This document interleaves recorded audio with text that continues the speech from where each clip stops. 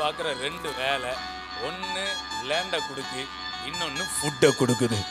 ஃபுட்டும் சாதாரண ஃபுட்டு கிடையாது, king food.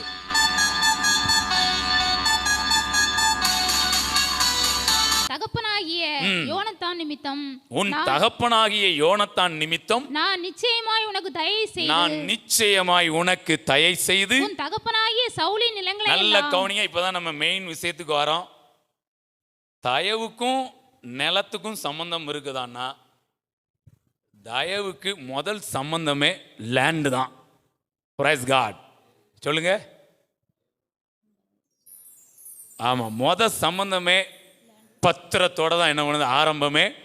Price God. So தயையின் மேன்மை நிலங்களையும் வளங்களையும் உண்டாக்கும். Praise God. ஹல்லேலூயா.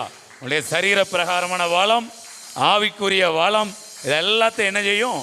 இப்ப பாருங்க, உனக்கு நான் நிச்சயமா என்ன பண்ணுவேன், தயை செய்து உன் தகப்பனாகிய சவுலின் நிலங்களை எல்லாம் நான் என்ன பண்ணுவேன், உனக்கு திரும்ப கொடுப்பேன்.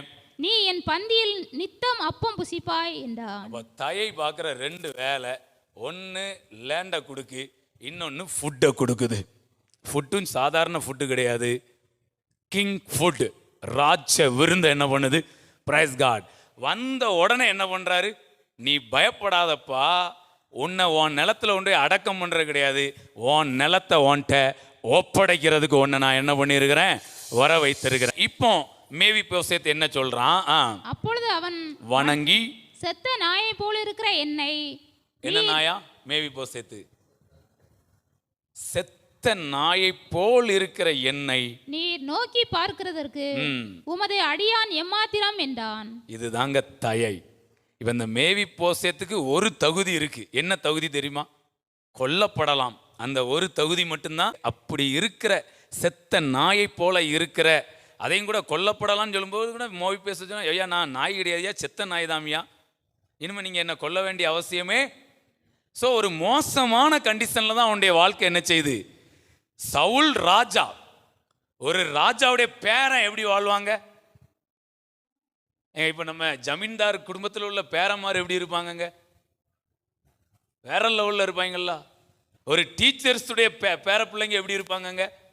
அதனுடைய சின்ன வாசனையாவது அடிக்காமலா போயிடும். அப்போ சவுல், இவ்வளவுக்கு இந்த சவுல் எத்தனாவது ராஜா? முதலாவது ராஜா. அப்போ எவ்வளவு மேன்மையா வாழ்ந்திருப்பாங்க, எவ்வளவு சொத்து இருக்கும், எவ்வளவு கெத்து இருக்கும். இது எல்லாத்தையும் விட்டுட்டு தான் எங்க போயிருக்காரு ஒரு ஓரமா. தாவீது என்கிற ஒரு மனிதனுடைய தயவு லோதேபாரில் இருந்த மேவிபோசேத்தை, ஒன்றும் இல்லாமல் இருந்தவனை அங்கே கூட்டிட்டு வந்து அவனுக்கு நிலங்களை வாக்கு பண்ணுகிறது, ராஜ விருந்தை வாக்கு பண்ணுகிறது. Praise God. ஹல்லேலூயா. நானும் உங்க மேல டிக்ளேர் பண்றேன், நீங்களும் நிலங்களை பெற்றுக்கொள்வீர்கள், ராஜ விருந்தை அனுபவிப்பீர்கள். Price God.